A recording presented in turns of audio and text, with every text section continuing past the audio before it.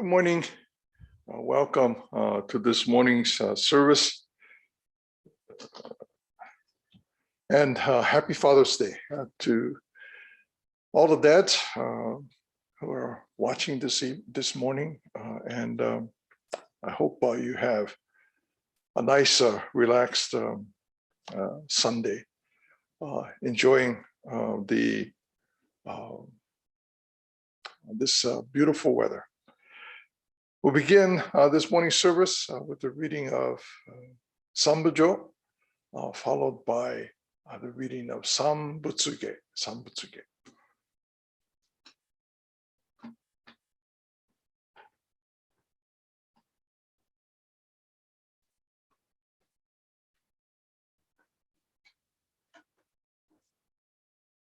Namanda, namanda, namanda.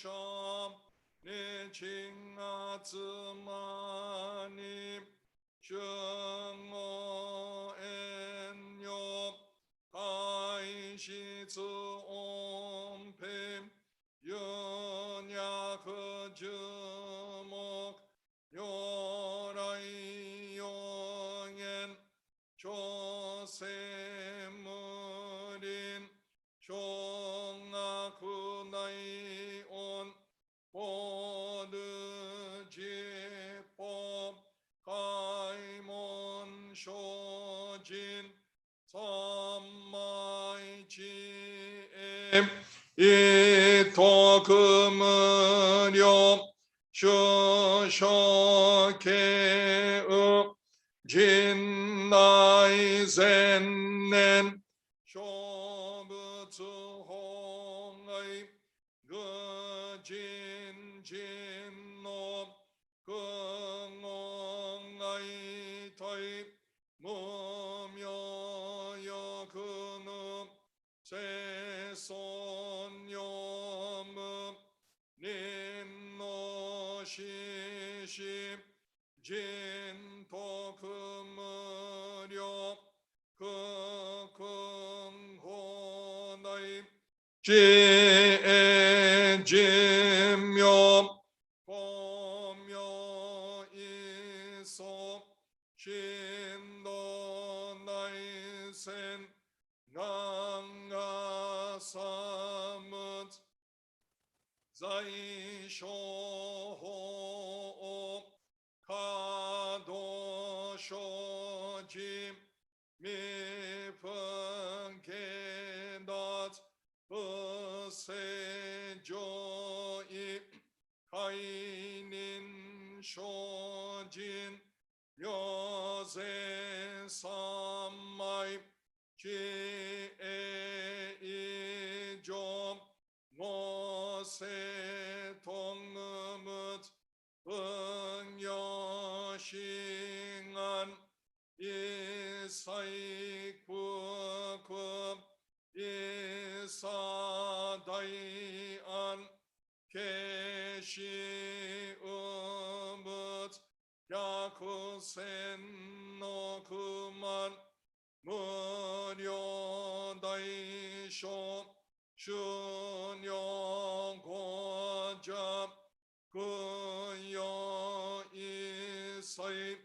시토쇼뭇 은여근업 켄쇼 흥약 인여고자 초무츠생의 무흥앙예 무슈세츠노 보묘시쇼 헨시쇼옥 요세쇼진 이진난료 용아사뭇 공운노다이이치 워슈키묘 노조조센 포근요나이온 니무토소 나토아이민 노나츠 이사이 지포라이쇼 신네츠쇼조 이통아국 게라쿠안논 호무츠심묘 쟁아신쇼 호승안노힘 링이쇼쇼요 지포세손 지에무예 조려시손 징아신교 계려신심 쇼큰노 그주 낙여쇼진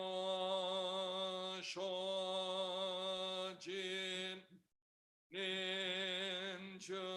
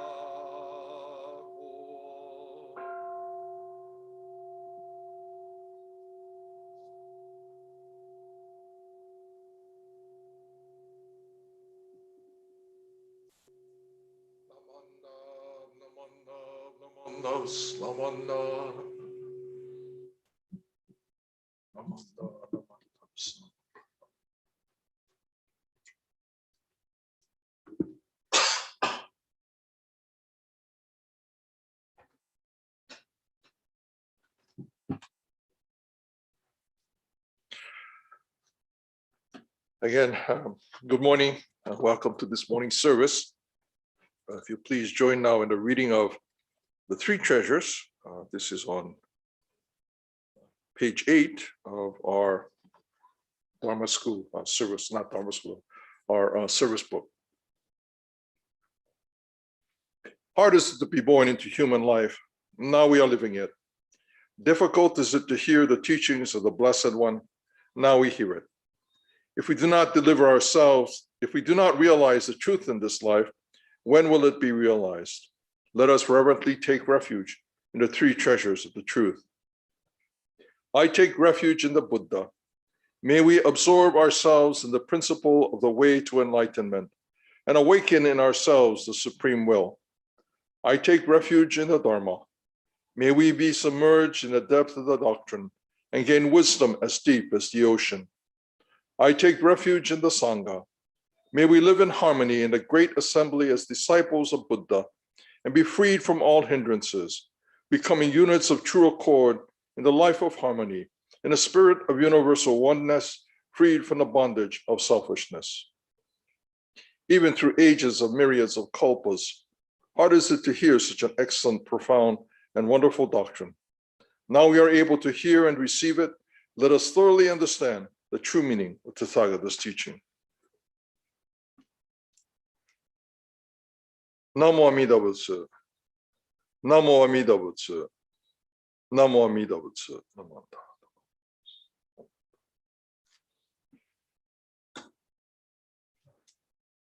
Today is Father's Day, and I hope you will all have a nice, relaxed day today. Some of you, may be far away from your fathers. Others of you may not be able to be with your father anymore. My father passed away nearly 60 years ago, and but whatever your relationship may be with your father, if you are viewing this service, you have had a father, or you are with your father. Regardless of who we are, regardless of where we come from, what our background is, we all have had a father. The relationship with our fathers may be very different for each of us, but regardless, each of us has had a father. And when we consider our own lives and our relationship with our father, that relationship again might have been a good one, something that is meaningful, may have been a difficult one. You may not have had any relationship with your father, but it doesn't diminish the importance of that relationship. We are here because of our fathers.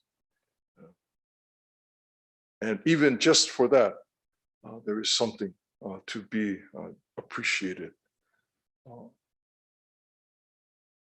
As I was thinking about this morning's Father Day Dharma message, I thought about Shakyamuni Buddha. Shakyamuni Buddha's son was Rahula.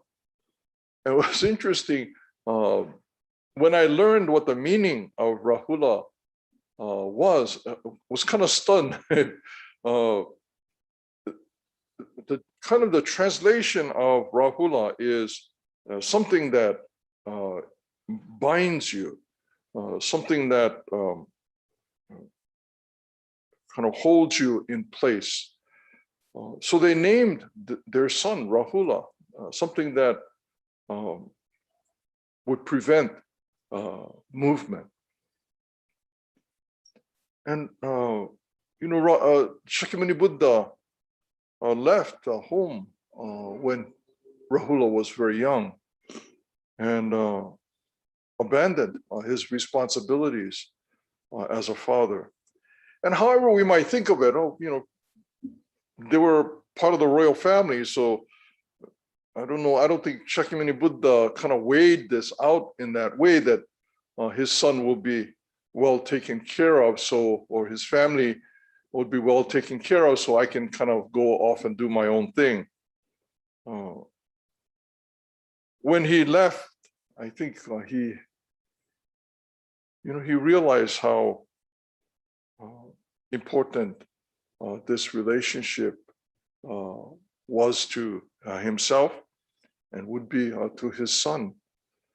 And it wasn't a simple matter. When we look back into the life of Shakyamuni Buddha, he thought about this for a long time, and trying to figure out a way through which the difficulties that we cause and experience might be resolved. And when he finally decided to leave his family behind, it wasn't just to go off, on a lark somewhere, although we might today think of it as kind of, maybe he's going through some midlife crisis. And so he has to go do this thing on his own. But Shakyamuni Buddha's decision, I think, was a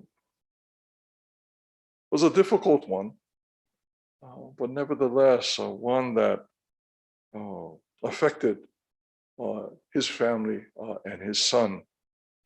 Later on, when after his experience of enlightenment, and as he began to share his understanding of the Dharma, Rahula was encouraged to go see Shakyamuni, to go see his father, and to ask his father for his inheritance.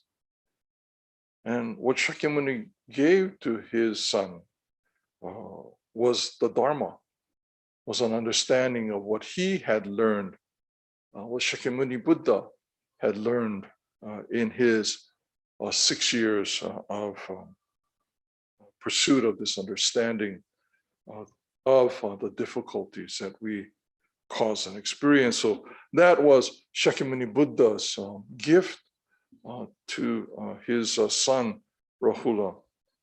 And Rahula continued to be a student of his father. He continued to be a part of Siddhartha's life following his father's enlightenment.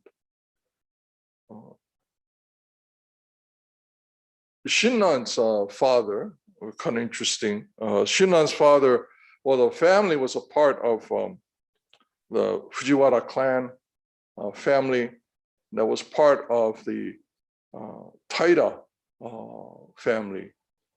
And as the fortunes of the Taira family began to wane, the influence of family, the position of family began also to deteriorate. We've kind of talked about this period of time of Shakyamuni Buddha and Shinnan's life, just as the Kamakura period was about to begin, the transition of the power from the Taira family to the Minamoto family, and this turmoil that was taking place in the time of Shinnan. And as the Taira clan was losing power and eventually lost in battle to the Minamoto family, Shinnan's family, in one telling of that time, because of this waning position in society, the family, males of the family entered the monastery. And it wasn't uncommon for that to happen. As the fortunes of families kind of changed, if you were in the aristocracy, you didn't simply abandon that. Well, some did, but oftentimes the way to continue to hold on to position was to enter the monastery. So the monasteries were places of study where he and his son outside of Kyoto had been a Buddhist center for nearly 1,000 years. And well, it wasn't quite that long, more like 800 years when Shinnan arrived at Hiezan. But in that time, the establishment of the monasteries also became a place of political influence of warring groups taking up residence at Hiezan. And so it was a way of retaining some of that power and influence that people who were beginning to lose influence would retire to the monastery. And there is one thought that Shinnan's family were in that position where they entered the monastery to kind of not just preserve their influence, but to survive. And they entered the monastery. So when we think of Shinnan's life, Shinnan's parents were both not there when he was ordained at age 9. At least we don't see them in the stories of Shinnan. And he grew up, all of his growing up years was in the absence of his parents. The influences of our lives are many. There are a lot of people, there are a lot of individuals. We focus today on the influence and relationship that we have with our father. And we have this, we celebrate this Father's Day. And we express our appreciation for that relationship. And again, my father passed away 60 years ago. But in that time, I certainly remember many of the things that we did growing up, my growing up as a child, and my father being present. I don't have a lot of clear kind of memories of when my father was alive. I was about to be 12, turned 12 when he died. For the 18 months prior to that, he was undergoing treatment for cancer. And, there was 60 years ago, there was not a lot that you could do. And so his health kind of slowly declined in that time. So, the last half a year, 6 months to a year, his health was really very progressively getting worse. And so we didn't do a lot. He wasn't able to do a lot. But the times that I do remember, we are still important memories for me. And those memories, certainly influence the way that I think about and engage the world. One of the things that we used to do as a family was on Sundays. Yeah, so my father wasn't a real temple attending person. My mother was. So my mother was involved in the local temple, the Moilili Honganji, and she was very active in that. BWA at that time, the Fujinkai. She served as Fujinkai president for a while. She was anyway very close to the minister of the temple, and they kind of looked out after us after my father's death. But while my father was alive, on Sundays, the thing that I remember is cut grass, the smell of cut grass, because he would often do yard work on Sunday mornings, and we would be leaving to go to Dharma school, and he had already cut the grass and doing other things in the yard. And then sometimes in the afternoon, we would go to a baseball game, but this wasn't, it's not professional sports. It was the AGA league. It was quite a big thing. A lot of people would come out to watch these games, and I think there were also teams from Japan that came to play in this league. But what I remember was not so much the baseball games, but the place that we went to watch these games wasn't in a stadium. It was just a ballpark out, in the field somewhere, but like a community ballpark. Again, not a stadium with bleachers and those kinds of things. And while the game was going on, I would be running around in the back, playing on the hillside. I remember this one park where there was a kind of a wall of lava rocks, and I would go climbing into that and try to stay as much as possible, try to stay out of mischief. But those kinds of memories, are still a part of the things that are important to me and still have an influence in how I think about things. And there have been others in the meantime. Since my father died until now, there have been many others who have also been a part of shaping the way that I appreciate or enjoy things. Recently, one of those individuals who soon after, well, when my father was at the end of his life, he told my father that when he died, he would look after our family.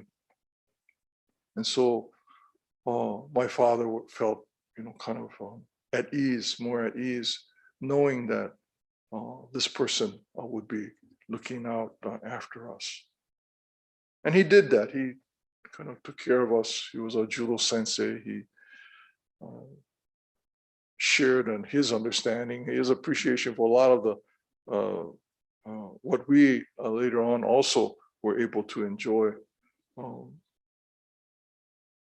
But recently he passed away too. He, after more than 90 years old, recently passed away. And we held a service for him that I was able to participate in from the Hondo here. Through the magic of Zoom, I was able to be a part of that service. Before he died, and this was for many, many years, he would tell me, when I die, I want you and Kevin to do my service. And I'm thinking, yeah, okay, no, don't worry, we'll make arrangements when that happens. And this was 20 years ago, he would be saying this already. So when I die, I want you and Kevin to do my funeral. And Kevin is a Christian lay minister and very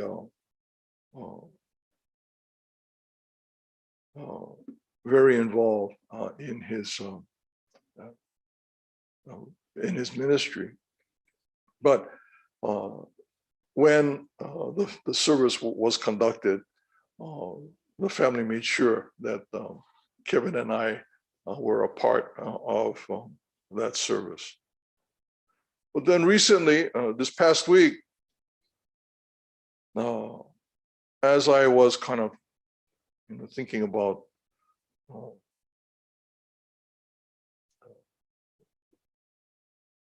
these individuals, I thought about, maybe I'll find out what happened to Reverend Fujitani, who was a part of my very early ministry. In fact, when I first came back from Japan, Reverend Fujitani was the bishop of Hawaii. And I thought, I wonder how he's doing. The last time I saw him was with, I saw Bishop Fujitani at the celebration of Mr. Oki, who kind of promised my dad that he'll look after us. When Mr. Oki received his kunsho, I guess it's called kunsho, from was raised red and gold or something. It was raised from the Japanese government. And that was several years ago that I saw Reverend Fujitani and Mr. Oki at that event. So the other day, I was kind of wondering what had happened to Reverend Fujitani, and I Googled him, of course, and found out that he too had passed away this year, just last month. And there was an obituary notice and some write-ups. He was considered, Bishop Fujitani was considered a treasure. I forget how they phrase it, but in Hawaii, they present these awards or recognition to individuals. And I think this program was initiated by the Hawaii Honganji, and Bishop Fujitani was recognized, acknowledged for that. And so that was written up in the report too, in the news article. As we get older, of course, we take on more responsibilities, but those people who have influenced our lives when we were growing up, their lives are coming to an end. But the influence, the presence of their lives in my life hasn't diminished, hasn't gone away. That I thought of Bishop Fujitani, still expresses this feeling, this influence that is a part of my life that hasn't gone away, even if it's been a long time since I last saw him.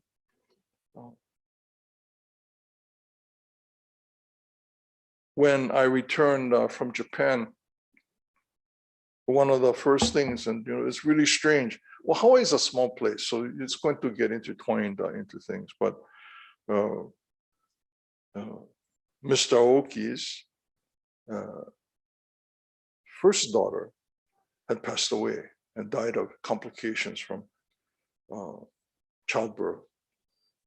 And I was asked to conduct this service. And so I asked Reverend Fujitani, I asked him, I don't know what to do. I have no idea. This is one of the first funeral services that I was about to conduct. And I had no idea what to say or how to comfort the family. And so Reverend Fujitani gave me some advice. I conducted the service. And I guess it was okay. We continued to be friends after that. But the people in our lives, whatever our relationship with those who take on responsibility for our lives, whatever the relationship, biological or whatever the relationship we have to these individuals who accept the responsibility of kind of looking out after us, steering us in places when necessary. It's something to be grateful for. I know I am, that these individuals have been a part of my life. And there are others, people like Dr. Alfred Bloom or Taitetsu Unno. These were individuals who also kind of helped to guide or steer me as best as they could, and have been influences in my life. And to these individuals,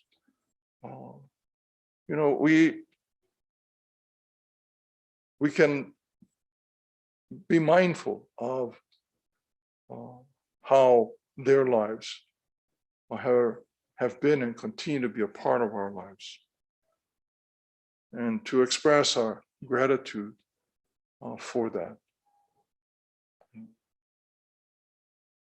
Today, as we participate, or today as we observe, I shouldn't say participate, I'm starting to sound like it's a memorial service. But as we enjoy this Father's Day, our parents, it seems kind of odd to have to say, but our parents are essential to who I am. Whatever our current relationship with our parents are, we exist because of our parents. We could not exist without them. And we set aside, these special days to remember, to be mindful of the importance of that relationship. And we express our gratitude and appreciation through what we do on these special days. And hopefully, throughout the year, every day, it doesn't have to be, a big thing. but express our gratitude for their care and concern that we are able to enjoy. So on this Father's Day, I think in other parts of the world, they're also, I'm not sure, their Parents' Day, where both parents are observed, not separately, but together. But however we celebrate, an opportunity for us to express our appreciation for their concern and their care. Thank you very much for joining us for this morning's service. I'm truly alone in the Hondo this morning. I'm all by myself. There's nobody here. Mikame Sensei is in Morgan Hill this morning. And she arrived safely. So next is to negotiate her return trip back to the Betsuin. And I have greatest confidence that she'll be able to do that. But it's her, we were talking about it this morning. I went down with her to Morgan Hill once, and she thought that maybe she went down to Morgan Hill once with Dennis Akizuki. And this might be her third time to the Morgan Hill temple. So we'll know shortly how things went. And I have the greatest confidence that her hoa was excellent as always. The trip may be harrowing, but it'll build confidence as we continue to share our experiences together here at the San Jose Betsuin. Again, thank you, everyone. We'll see you all hopefully next week. Next week is the, is it July already? I have to look at my,